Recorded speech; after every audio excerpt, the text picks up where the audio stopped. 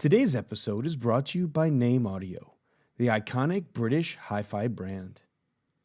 Name recently launched the Unity Atom Headphone Edition, a headphone-optimized version of its multiple award-winning Unity Atom music streaming system, designed to be the ultimate solo listening source. Unlike traditional headphone amplifiers and DACs, which require a separate computer or streaming device, Unity Atom Headphone Edition is a fully formed music streaming system. Just add headphones. Discover the name difference at nameaudio.com. That's NAIMAUDIO.com. Today's episode is also sponsored by Shit Audio. Shit Audio designs and builds audio components in California. Based in Valencia, their wide line of amps, DACs, and audio accessories fit any budget, starting at $49. For a full rundown of all their products, visit shit.com or stop by their retail store in Old Newhall, just north of Los Angeles. That's www.schit.com. Today's episode is also brought to you by Qobuz, lossless and high-res streaming and downloads. 50 million tracks in all genres in the best possible quality. Qobuz supports the audio industry and appreciates the needs of discerning audiophiles. Try it for free now at Qobuz.com. That's Qobuz.com.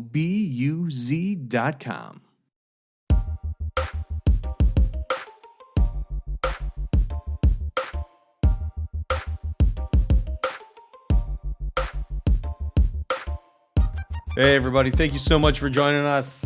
Today, you have reached us at the season finale of Season 5. And with me today, as he was throughout the season, Marc Phillips, editor-in-chief of PartTimeAudiphile.com. Also, a very helpful voice on the podcast. As I said, this season we talked about, what did we talk about, Marc? We talked about two-way speakers versus and integrateds. And integrateds, and then we talked about the BritFi.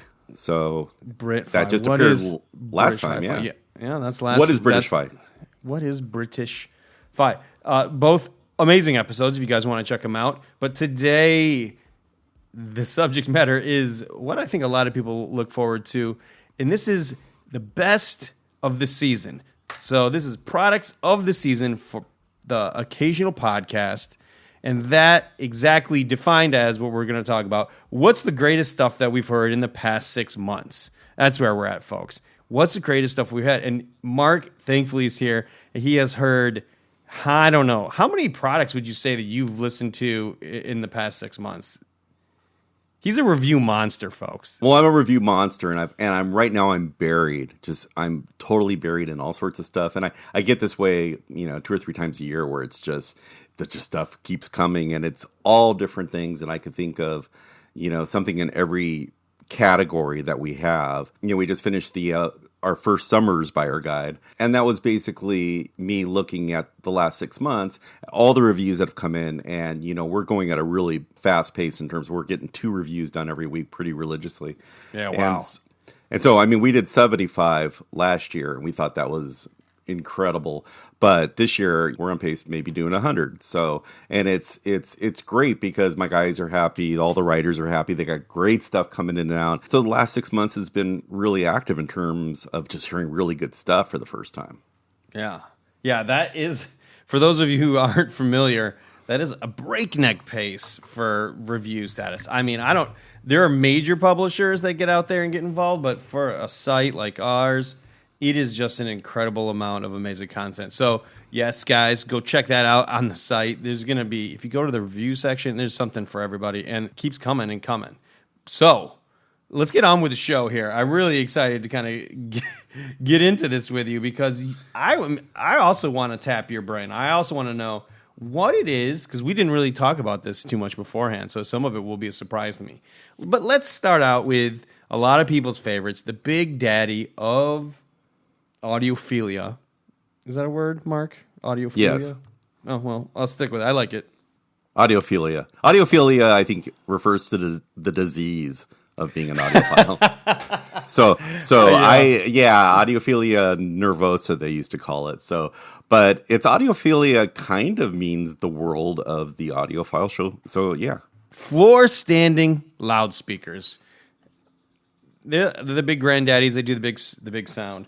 What have you heard this year so far, Mark? Since we did the last one, but if you can look at our buyer's guide, you'll see the theme running through it. But the most amazing speaker that I've heard this year was the Sonus Faber, the Maxima Amateur. That two-way, beautiful two-way tower made from a solid wood enclosure. It just whispered to me every night and said, "Yeah, come on out and listen to me some more." I just love these speakers. They were fantastic. So and I haven't had a ton of floor standers this year. It's been nothing but my two-way bookshelves, but that stood out as one of the best speakers I've heard in a long time. And like I said, it wasn't about it being the best speaker in the world. It seems like it's the best speaker for me at this time in my life, in the room that I have, that I couldn't imagine needing anything more. It was just incredible and sweet and did everything. It sounded like they're not cheap. They're $15,000, but do they sound like $15,000? Absolutely more than that. They just really, really, really won my heart in a lot of different ways. And I'm jealous for that one because I did not get a chance to hear those guys, but I know. You sat there and said, "Hey, dude, can you send them me before you have to send them back?" And it's like, no, Sonus Faber is pretty tight on their stuff. I've got, I have to sign the contracts, and I've got the due by date that I have to stick to. I can't sit there and go, "Oh yeah, I'll get around to it." It's like, no, when I get something from them, I have a pretty strict schedule, so I get it in there, I warm it up, and I listen to it for as long as I can. And in this time, it's like, we reviewers like to say something at the end like, "Oh, I was really, really sad to see these speakers go." Yeah. I was like, "Will we meet again?" There's like rose petals on the ground. Didn't have the money to buy them right now, but wow. Wow. But see, that's the thing, is that there's, that's not the only pair of speakers that I want to buy right now. There's a bunch of them. There's a bunch of ones that I've loved. I'm on a really good streak with speakers right now. But the Sonus Fabers took me by surprise because they just, like a personal choice. Like I was making them for myself and what I wanted. Yeah, and I actually own a pair of the Nova 3s, the Olympica Nova 3s. Yeah. And they run about 13.5 in the configuration I have, so they're like so close. But here's the thing. But those are a lot of drivers. Yeah, but they're multi-driver. Yeah, and they're also quite big. Because I thought that the one thing they sent you, at least from the photos sent, they were about the same size, but a little bit of a smaller form factor. And as we talked about in the two-way, an integrated thing, two-way designs can be quite different from the three-way that the Nova 3 is. And I love the Nova 3. I love it a lot. But I am so intrigued with this two-way and a little bit higher. Marble, it's like a marble stand on top of that, right? Okay, so it's Italian marble stands, and they're affixed permanently to the towers, so it's not like you have to screw them on or whatever. They're on there, and when I saw them, I was really curious about the fact that it was such a wild color. I mean, this wasn't just muted. This is a real dramatic looking piece of marble. And I asked him, I said, did you get one rock that's yielding a fairly consistent grain pattern and colors? And they're like, no, it's like we're getting all sorts. So when you buy a pair of the Maxima Amateurs, you're getting almost a one-of-a-kind speaker. I mean, they're handmade anyways. But you're getting this Italian marble. And the really revolutionary thing, it doesn't sound revolutionary, but the real reason for the speaker was Sonus Faber had always wanted to make a floor-standing two-way tower in a solid wood enclosure, but they couldn't quite make it work until some of the newer CDC technologies that came out, so they can, cut the wood to much tighter tolerances, and that's what they needed to realize this design. Okay, so loudspeakers, check. Now onto a Bookshelf. subject, bookshelf, yes. Because like I said, we talked about this. You have a lot of experience and a lot of love for the bookshelf side. What do we got last 6 months for bookshelves? QLN from Sweden, the Prestige 1 speaker. Brand new, just have it in. So it's an interesting speaker because I'm supposed to be getting in 2. So I'm supposed to be getting the Prestige 1, which is a little two-way bookshelf. And then I'm supposed to get the new Signature. Okay, and the Signature is like a Prestige 1, but it's kind of their, state-of-the-art assault on two-way design. So I'm like, okay, that sounds good. So I'll start off with the little ones, and then I'll go to the big ones. Well, the little ones, first of all, everybody thought I had a pair of the Signatures because they look like the Signatures now. So I was really confused at what I was reviewing. But what I'm reviewing is the new Prestige 1, not the Signature, but looks just like it now. So the new Signature, which is not out yet, I'm supposed to get, might be something incredible, because the Prestige Model 1, it retails for $6,500 a pair. I've been kind of searching for these awesome premium two-ways. I've gone well into five-figure territory, $15,000 and even $20,000 for a pair of two-way bookshelf speakers that I've listened to, and they all really just they do something for me that I can't describe. They're really good. But here we have a $6,500 pair that just kind of waltzes in the room, and amazing, just totally amazing. I've been trying to review QLN forever because we always hear them at shows with the Vinnie Rossi amplifiers, and it's just mind blowing how good these speakers are. So those are the Prestige 2s. Dave McNair reviewed them, and I always wanted those pairs. So I was supposed to get a pair of the Prestige 3s. The big guy gets the big speaker. And Dave snagged those too, and the reason why Dave keeps snagging these is because he keeps buying them because he loves them so much. So he bought the pair of 3 that he's currently reviewing. But they said, but don't get mad, Mark, don't get mad. We're going to give you the new 1. It's a two-way. You like two-ways, right? And I go, yeah. I said, that sounds good. And they go, and then there's a Signature coming out later, and then we'll get you that one too. And I said, okay, that sounds good. Now I'm not mad. So I got the QLNs, and the great thing about the QLNs, why they're so good is just they're not big. They're not big speakers. Not that the towers aren't big. These two-ways aren't big. But they just have such an amazing bass. Just round and full and deep and everything. And they always make you scratch your head like, another audiophile cliche, looking for the subwoofer in the room. Mm-hmm. It's not there. So these QLNs I've been listening for 6 weeks now. And really just excellent speakers. Really, really good. I love this Swedish speaker maker. Doing some good stuff.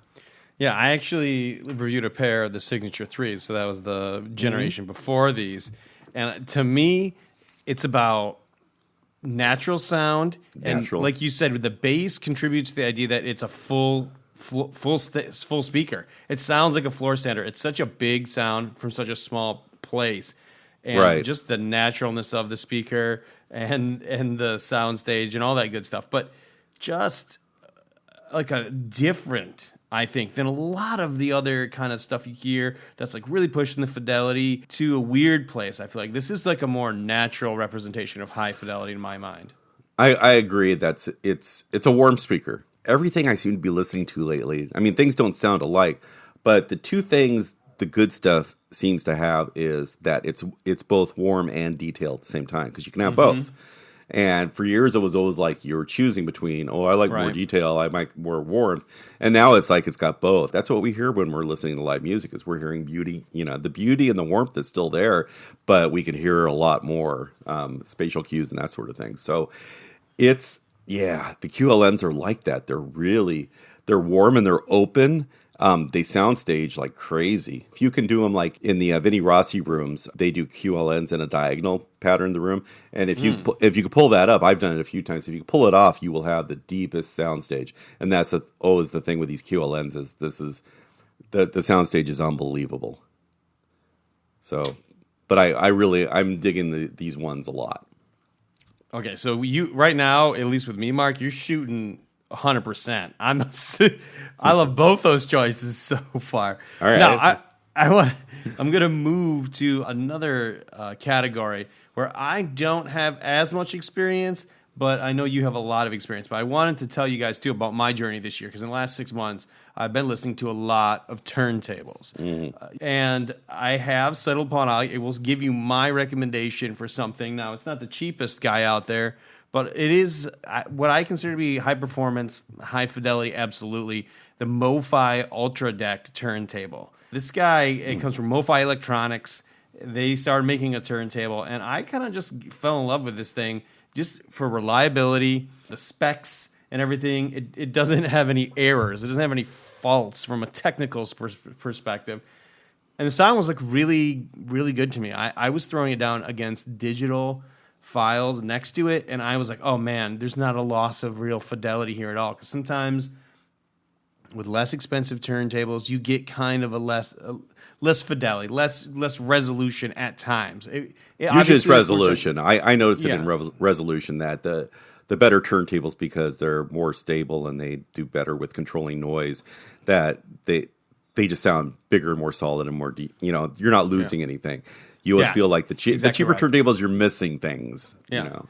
There's nothing that lost. You listen to the digital file and you listen to this MoFi turntable, and it just sounds like the same amount of detail, which is freaking incredible because I got a lot of digital stuff going on in the house right now, and to have that kind of stacked up in that way with what we got going on the gear side, on the digital side, was really something else. But also worth mentioning, of course, that it was connected to the MoFi Ultra Phono stage. So I got to give credit where credit is due. There was that had some involvement in that, and that's kind of my reco. Well, it's funny because everybody, especially in the last few months, everybody's been asking me, so Mark, what do you think about the MoFi turntables? And I'm like, you know what? I've yet to hear one. Like, sit down and hear one. I've seen a few at shows and stuff, but I don't know. And I wouldn't mind, spending some time with one because the people are digging them. They like them. So I'm going to say, and if makes me more interested now to hear you say that. So for me this year, the turntable wasn't a big thing. I didn't have a lot of turntables in so far this year. I did last year. So far, the biggest thing I've done with turntables is I had the Technics SL1210 GAE to compare to my 1200G that I've been using for the last few years. And so, of course, everybody says, and I thoroughly researched this so I wouldn't be saying anything controversial, but the long understood thing is that there's absolutely no difference between the two machines except for the color. The 1210 is black and gold, and the 1200G is basically silver. And then you start hearing all these crazy arguments about, well, I have a 1200 in black too, so it's not that easy. So it's like it comes down to the thing where it's a bunch of badges and it's cosmetic differences between the two. And I finally am able to put it to rest because I'm probably one of the handful of people, other than a dealer or somebody, who's been able to sit down with two turntables and compare them and find no difference whatsoever between the two tables. But what I love doing is using those two turntables to do all sorts of A/B comparisons between like accessories, anything that I use, power cords, phono stages and cartridges even, because the glorious thing about the Technics is that I'm truly appreciating is the removable head shell on the arm, so I could just bop. Testing head shells and isolation devices. And so what this has done is that it's just reaffirmed my strange commitment to the turntable that I always used to hate but now utterly adore, and that's the 1210 and the 1200. Great turntables. The only other turntable that I really continue to have a lot of respect for was the Gem Dandy turntable, the Polytable Signature that I reviewed a few months ago, and it was $3,000. And this is from George Merrill. I've always liked his turntables a lot, and it's $3,000. It looks crazy, and it sounded so good. And it comes with this 12.7-inch tone arm that's real simple. It's from Sorain, but it's Japanese arm, and it was I loved using it. So, but now for this year, I've been in the land of Technics, so that's all. I'll just restrict my comments to that. Okay, so we got turntables, but there's more to a turntable than just the whole package. Of course, we audiophiles love tweaking things, and to tweak things, a lot of the two biggest parts to the product is the tone arm and the cartridge. And we have some tweaks that. And what are your favorites from that category, Mark? Well, the tone arm I think I just mentioned was the Sorain. I know I'm pronouncing it wrong, but Sorane. Japanese, they used to be Ibis tone arms. That's the only one I really toyed with. I spent a lot of time, of course, with my Technics tone arms. But the cartridges, I mean, this was a rich year for cartridges. And one of the things was that I did get a chance to finally listen to the Zix. I've had the Zix Bloom 3 for the last couple of years as my reference and love it. But I wanted to get something more ambitious because I had a lot of really expensive phono stages coming in. So I asked to review the Zix Ultimate Airy, which is brand new, just came out, and it really just everything I loved about the Bloom. The Bloom's $1,100 cartridge, and the Airy is a $3,300 cartridge. So there's obviously major differences.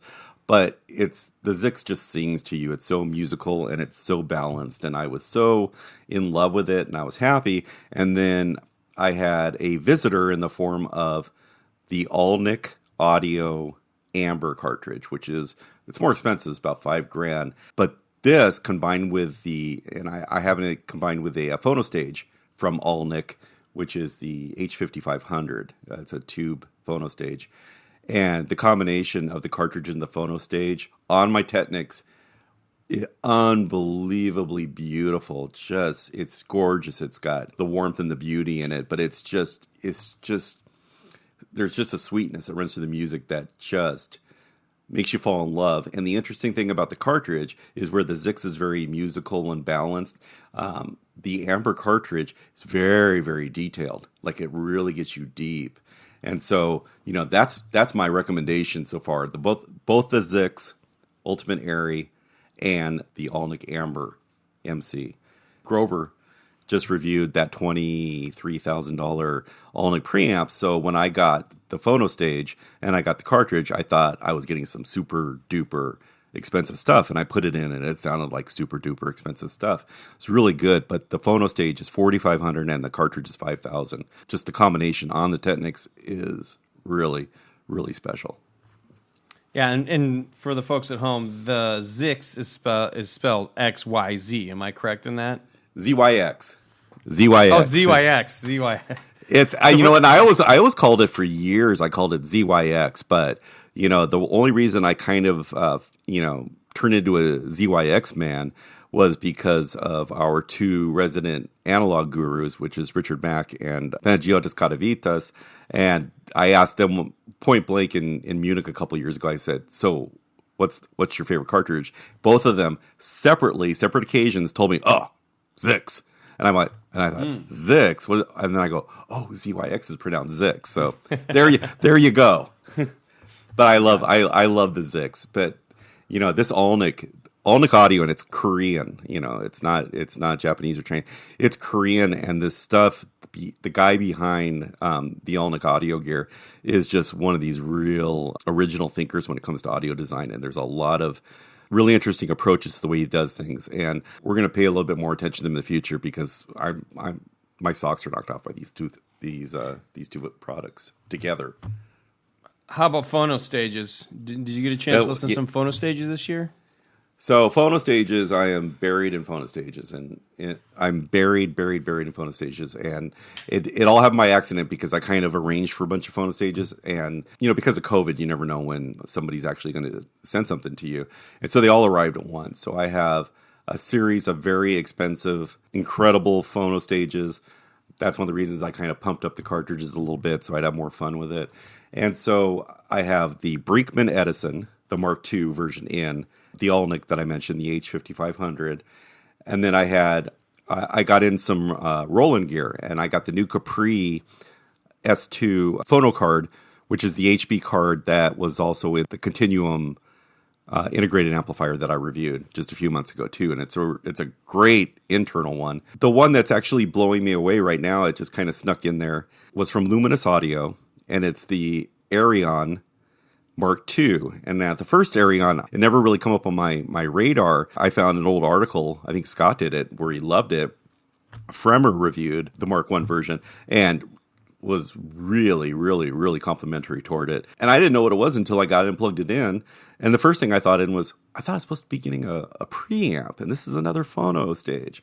But I had an opening, and I put it in the system, and the slam and the dynamics and the energy from this phono stage is striking. It's amazing. It just reached out and slapped me in the face, and it was beautiful. I loved the Alnick one because it was so sweet. The Luminous Audio is really exciting and dynamic, and the Brinkmann Edison, which is the most expensive one of all of them. I think it's with all the features I have on it. It's close to $15,000, $15,000 around there.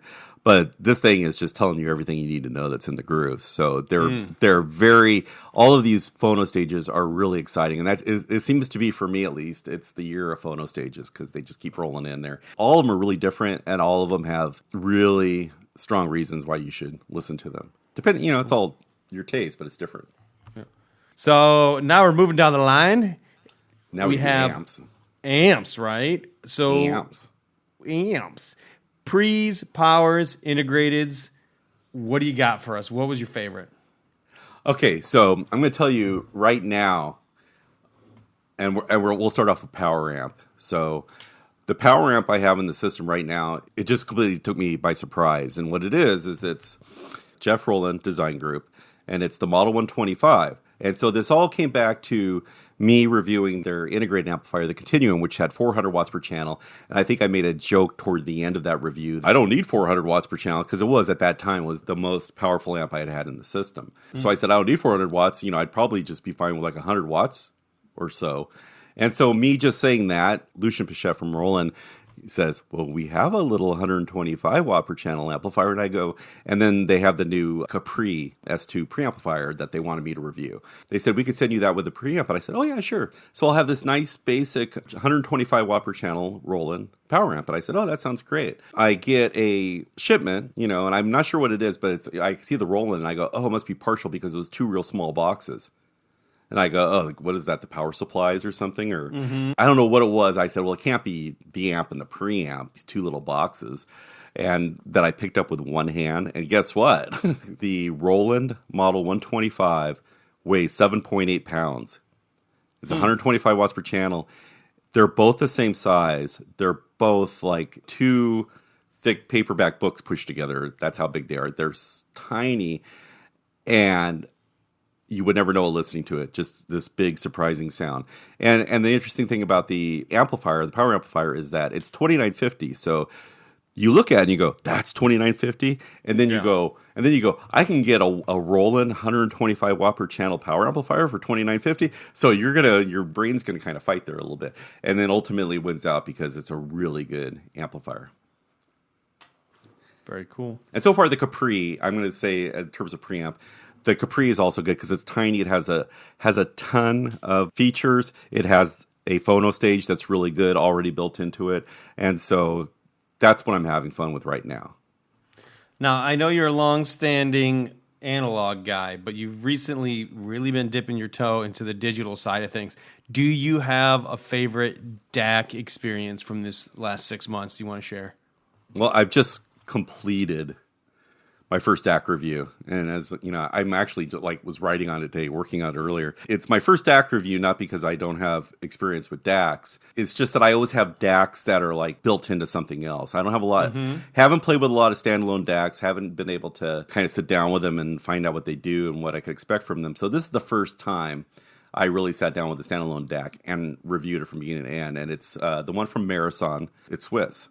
Dave McNair reviewed the big one. It's called the DAC 1, and it's a $5,000 DAC. He loved it. I wanted something simple. I wanted something that I wasn't going to keep hitting obstacles and setting it up. I just wanted it to work really well out of the box. So they sent me the little one, which is just a tiny little box. It's called the Frero.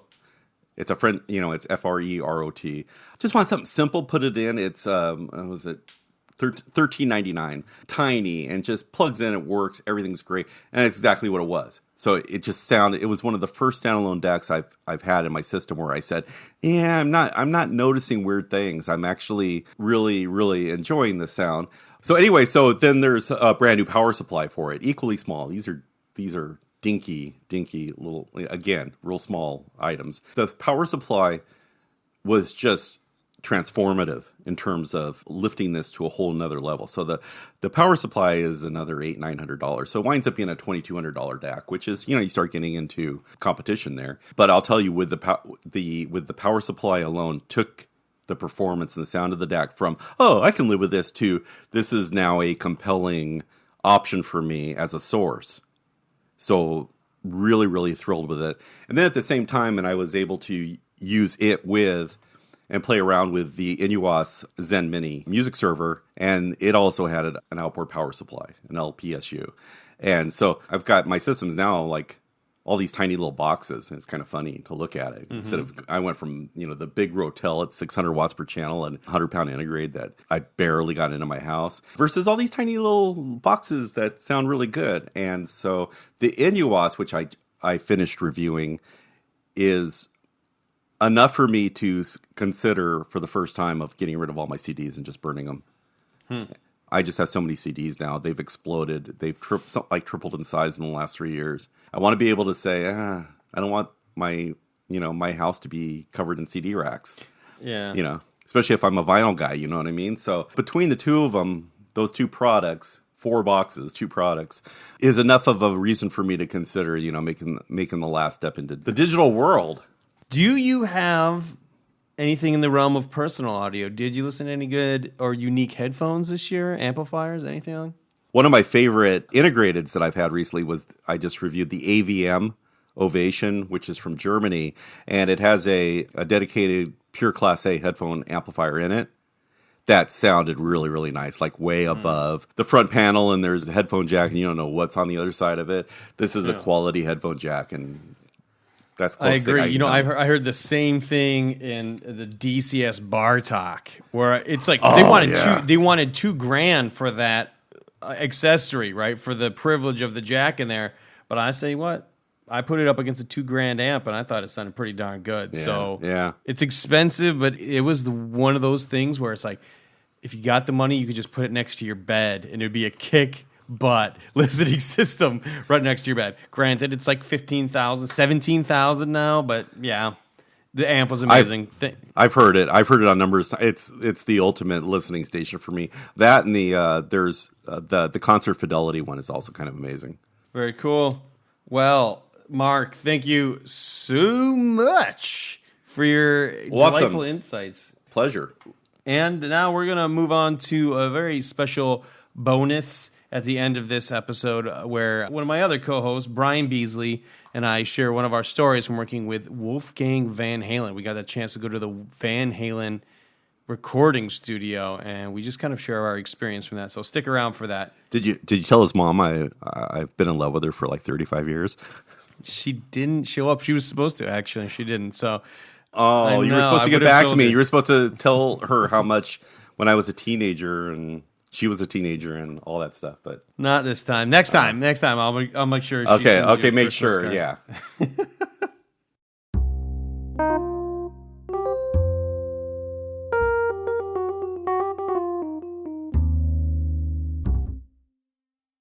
So now, is it Studio 5150 or is it 5150 Studios? Which do you think? I've seen it both ways. I like calling it Studio 5150 because it kind of sounds like the 70s New York club Studio 50. Yeah, I was thinking that 51. Too. Hey, everybody. Thank you so much for joining us. We have the reunion that you've been waiting for all season. It's happening. Bryan Beasley, co-host, returns. This is the final episode. Double digits. Basically, Beasley was missing the entire season. Yeah. And he's making a special guest appearance just for you guys because guess what? Something special happened. Yeah, this is an emergency podcast we're dropping here. It should have one of those beep, beep, beeps before it. But tell him what we did. Oh, my goodness. He's so excited. He can't wait to tell you. But the reality is we went on a special project to Van Halen Studios or Studio 5150 or 5150 Studio. We're not really sure how it's really pronounced. It's a mecca. If you're a guitar aficionado, we went home. We went to we went to a very special place. The reason, actually, I looked this up. The reason it's called 5150 is a little dark. It's the police code. Yeah. That when they haul you away when you're crazy against your will, that's what a 5150 is apparently, or that's why they named it that. So Crazy Studios, Insanity. I mean, that's where Insanity was recorded, right? A lot of Insanity was recorded. But it is in Studio City, California, and we were lucky enough to get inside the studio. We did not break in. We were welcomed in. And in that welcome, we actually got to hang out and meet with and talk with extensively Wolfgang Van Halen's son. And actually, Edward passed away just last year. And so it was a little bit emotional in terms of, the vibe and working with his old guitars and all this, but we'll get into all that. It was just a lot of fun, and we thought we would sit down and give you guys kind of a behind-the-scenes sneak peek of our experience there and a little bit about the studio itself, because there is some interesting toys in there. But Bees, what was your kind of impression pulling up to the place? Well, it's at Eddie Van Halen and Valerie Bertinelli's old house, I guess. Wolfgang now owns it. It's beautiful. It's a stunning property. Eddie built it, in the early 80s, I think? Yeah, it's been around. It's kind of up on a hill from the house. It's where he wanted to be able to walk out his back door and make magic. And it was, I didn't really realize what a big deal it was that when we got the gig to go up there. But when I started telling other people, I'm going to go photograph Wolfgang Van Halen at the 5150 studios, they're like, dude, the history. Yeah. So I had to do a deep dive on YouTube, and it was pretty amazing. And it hasn't changed. Like no. if you go on, yeah, go ahead. What? It's a little what? It just seems a little old. Yeah. Not old, but it just like worn. Yeah, like it is. All of the corners, all of the floors. It is well used. It's well used. Yeah. Yeah.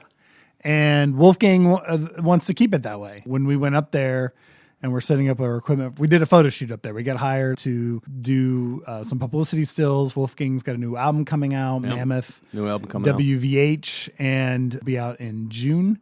And so we went up there and photographed all marketing and different stuff like that. And we wanted to shoot it in the studio. And, his people wanted him to kind of like mess around with the whole guitar collection, which is, now a mixture of Wolfgang and Eddie's guitar collection. And it was awesome. It was really, really cool. But yeah, if you get on YouTube and just search it, there's no shortage of amazing video from the 80s and the 90s and probably the early 2000s of Eddie and all the gang, depending on which lead singer it is, messing around. This is a great video too that Kirk Loder did, and that really took me back for MTV. Like Kirk Loder, MTV News. We used that famous thing. And thank you to the gentleman who commented that he hates that sound so much. I feel like it makes me want to do it more. You're welcome, boss. But that is from that era. We're both a little nostalgia for that. So, he did a tour, and Eddie's there, and it was like, well, that was where we were. And I think, from my impression pulling up, was that it's like it crawls up a hill. So there's like a lot of different buildings on this compound, including the house. But the studio's like at the top. 5150 is like on the side of the building, and it's expanded over time. So you kind of waltz in there. Like I said, there's definitely a vibe that like stuff has gone down. Yes. Lots. I mean, the people could have been taken away from the police call 5150 from that place. That they were having a good time in there, and it shows. Like you said, the place is worn and used, and as it should be. Yeah. So like every album from 1984 onwards was recorded there. Yeah, I know, and a lot of legendary stuff. Plus, I think I didn't actually see too much online about this, but I think other artists have recorded there. But yes. I think the bulk of the religiousness about the situation is that 1984 and everything else was like recorded it's all there. You're correct. I don't know what else has been recorded there, but there is like a scarcity to it. Like when I got up there, there's a gentleman named Matt who, kind of oversees the studio. And when I got there, Wolfgang was being interviewed by the Post. So he kind of took me on a bit of a tour on the other part of the, studio. And it's just guitars and all this audio gear. Eddie was a huge collector.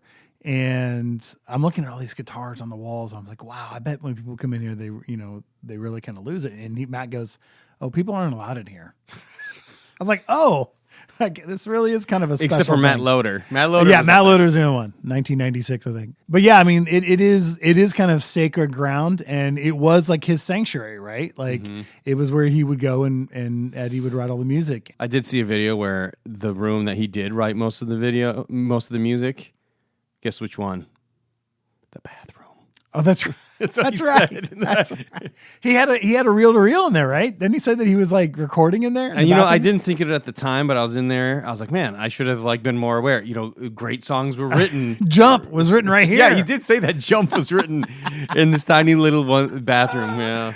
Oh my God, that's so hilarious. The other thing that's amazing is that in that Kurt Loder walkabout, they go into like the room that I guess you could call it the vault of all the 3/4 inch tape. And it's just shelves and shelves and shelves of, him or the whole band or whoever recording, just kind of messing around and figuring out songs and stuff. And it hasn't been, it was archived at some point, but the computer back in the 80s went kaput. The Radio Shack computer went kaput, and no one's touched it since. And actually, when we were there, we asked Wolfgang about it, and he told us that no, it still has not been touched. And that's like on his agenda of things that need to be kind of reconciled there, besides updating all the technology in the studio, is going through the archives and finding out exactly what is in there. So, I mean, I look at that and I'm like, that means we're getting a new Van Halen album sometime soon. The unreleased tracks, something's going to come out.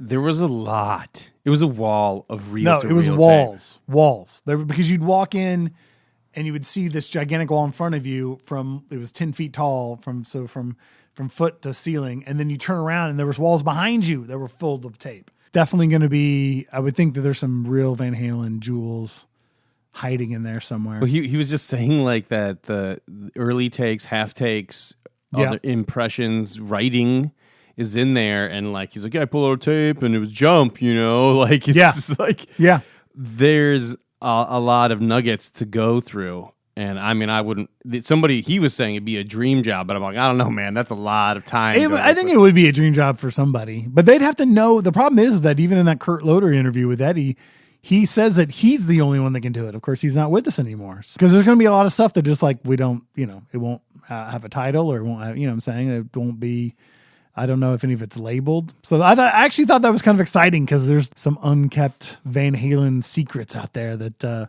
someday when Wolfgang gets around to it, or maybe Wolfgang pulls some stuff down and he's influenced and he's basically writing a song with his father, which could be kind of cool. Like duets, Nat King Cole style, or what the Beatles did, when they found the John Lennon tracks that hadn't been finished and they finished them for him. So I think as you walk up, you go in, and then there's like this main room. Now that I've seen some more of the videos, I realize that smaller room that you first come into is where like the band would jam as a whole. Yes. And then to the right, there's a high ceilinged room made mostly, I think, for drumming. Yeah, that's correct. And there were sliding doors that they closed. They closed. Right. So they were open for us. Yep. And then on the other side of that, they had a piano, and then there was the vault. But that was apparently an expansion. So it was like always housed the tapes, but they made it into a third room. And of course, across on the other side, there's a glass with like the booth. Yes. But the high ceiling was good. And I think for, the more audiophiles that are tuning into this show, that it did sound good in there. It sounded great. They had bass traps on all four corners. They had diffusing material, but they had that kind of like wavy, non-reflective. So it's like all the waves don't bounce directly off the wall. They have like all these kind of angled things. And they nailed it. It was a room in the valley with a high ceiling, but he played the guitar for us, and I just like to very much say this kid is talented. He is very talented, and I'm not just saying that because he's Edward Van Halen's son or for any reason. He played the guitar for us. He played the drums for us. He played the piano while we were setting up equipment or relighting. Piano. Yeah. We actually got like a little mini concert. We did, and he's talented. Yeah, and he can sing. And I was like, kind of like, he could have played anything or just played something, whatever. But he gave us a little concert, and I was like, dude, nice job. You're everything that you meet expectations, these very high expectations, at least in my mind. And so it sounded so good. So he was like, at one point, he was just playing the acoustic guitar, and I don't know if it was the room or the guitar, but probably a combination of both. I was like, this sounds amazing. Like the best sound I've heard in so long. Just like the way I was like, woo, Getting goosebumps, right? Yeah. Real sound, just an acoustic, no mic, and super talented kid playing a great guitar in a great room. That is, it was very special. So it was. And we haven't, dude, when's the last time we saw live music? 2 years? I know. That's a great point too. Except for all the times I play guitar in my room. Oh, true. No. It sounded exactly the same, didn't it? It did not sound exactly the same. Yeah, it was really cool. And we got to shoot all over. They let us set up in the main room, kind of the drum room, like you were saying. That's where we put up a big white cyc and put up all the lights. And and he was like holding 3 different guitars. And we were just having, I kind of I had this vision of like him being lost in a forest of guitars, and the Axe Man, his weapons of choice. Man. Yeah, it was a great time. And then we actually photographed him in the actual control room. And there's a massive, and you can probably jump in on this about what the equipment is, but a massive board, which I guess is all about to be replaced with a much more updated equipment, right? Yeah, I mean, they had the reel-to-reels in the closet, like not the stuff you would technically see in an audiophile space, but like this really wide reel-to-reel, two machines, actually, two of them, and I was like, man, this is ancient tech, but. They still use it in some studios today. It had just had like a really nice classic rock feel, but you had brought up the guitars, right? So there is a very famous guitar that's been used by Eddie. He made it himself. They call it it goes by two different names, or three really. The Frankenstein or the Frankenstrat, because it has a Strat neck. Or what Edward Van Halen called it was, I just call it my baby.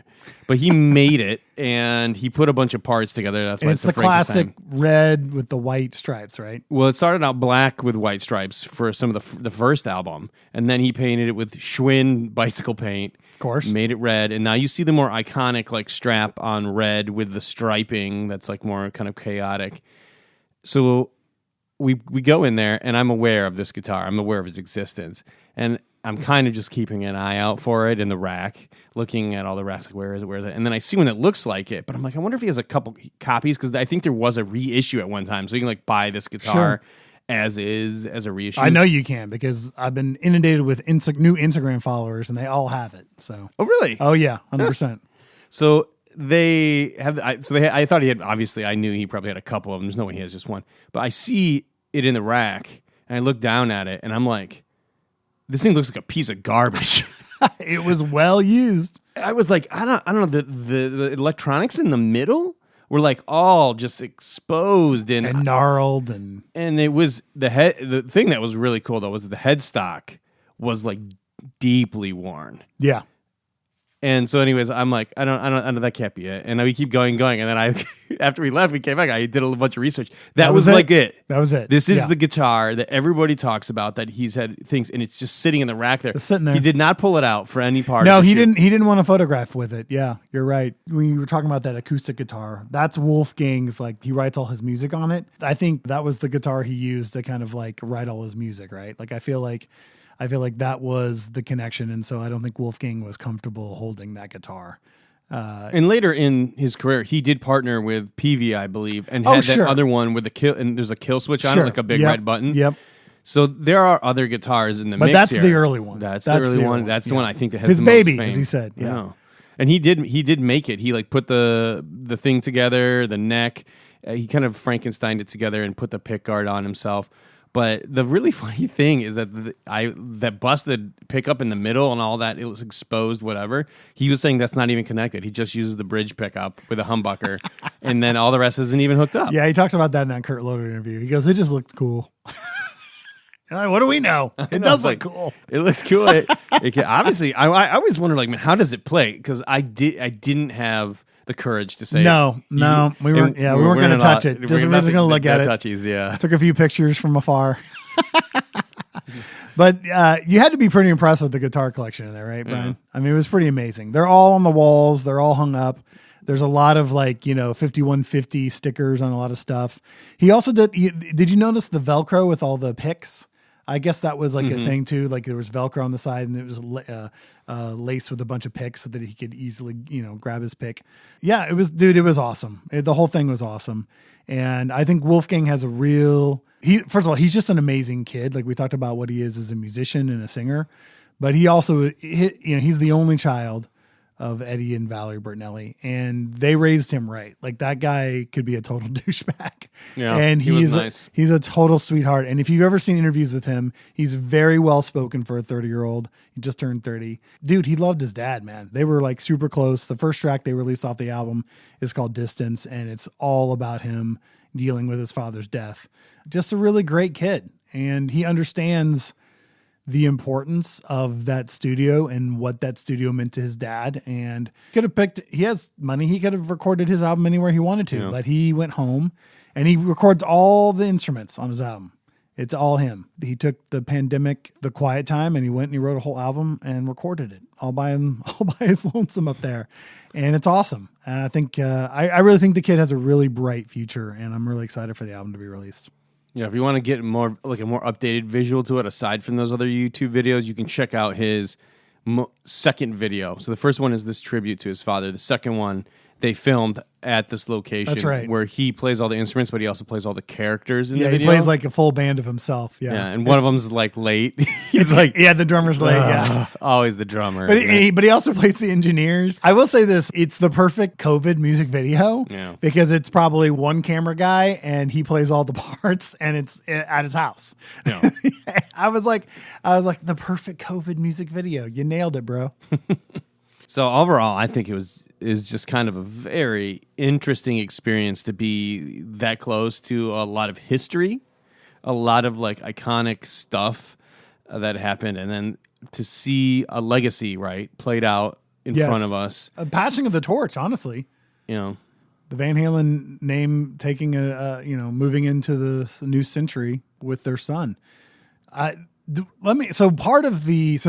talked about the actual studio, but there's actually 2 more rooms that are attached to it. There's kind of like a workshop area, had a bunch of workbenches and all the tools and the magnifying glasses, and then there was kind of like a what used to be like a lounge area, which I guess still is. There's like a gigantic TV in there, but if you go back in some of the videos, there was a bunch of arcade games that used to be in there. When you took a peek around, what did you see equipment wise in that workshop? Was there anything that like jumped to your attention?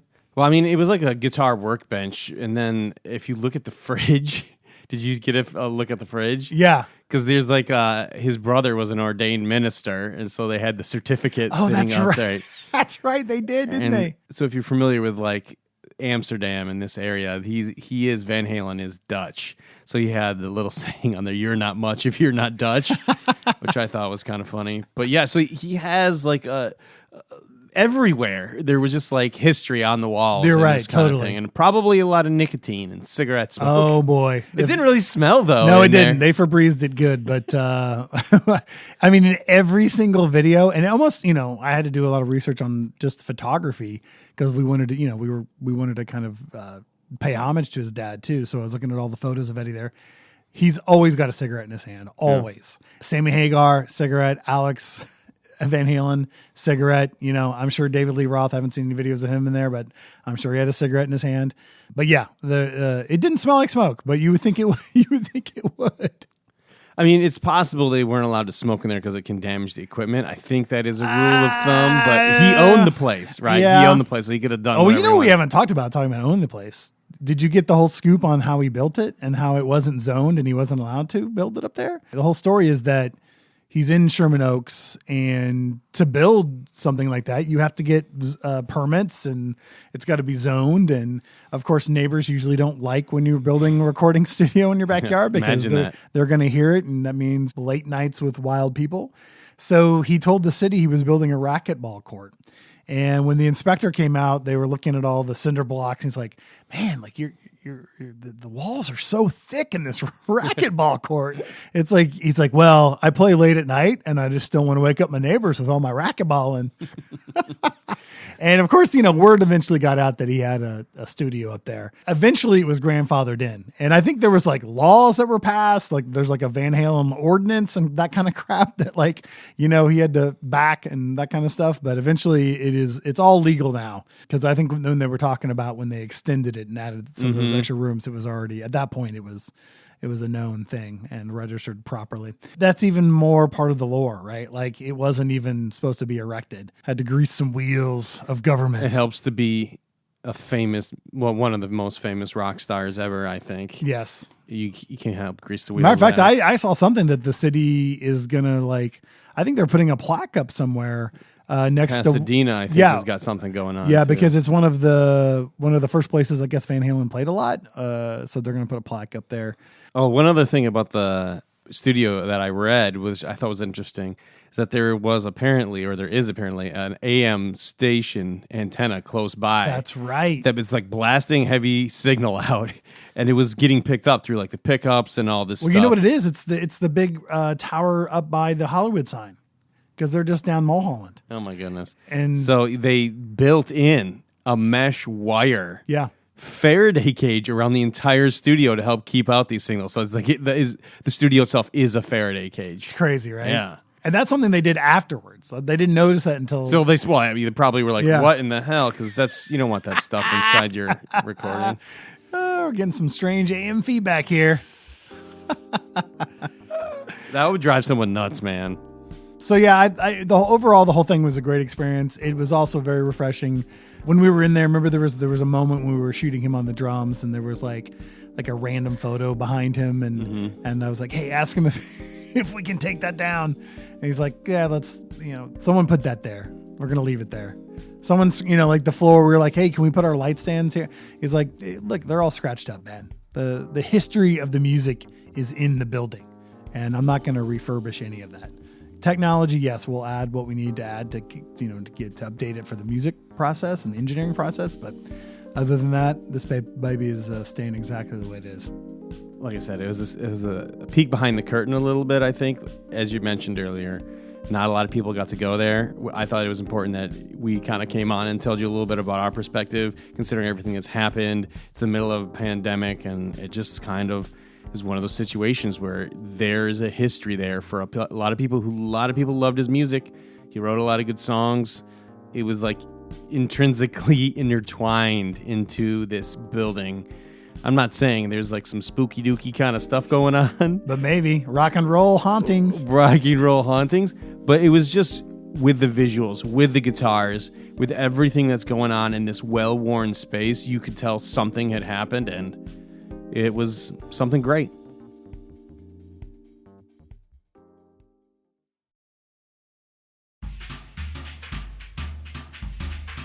The Occasional Podcast is a production of the Part-Time Audiophile Network, which includes PartTimeAudiphile.com, The Occasional Magazine, the PTA Newsletter, and Audiohead.com. You can stay in touch with us on Twitter, Facebook, Instagram, and YouTube. The Occasional Podcast is produced and hosted by Bryan Hunter, executive produced by Scott Hall at PTA Productions. If you haven't already, please subscribe to The Occasional Podcast on iTunes, Google, Spotify, or wherever your favorite podcasts are downloaded.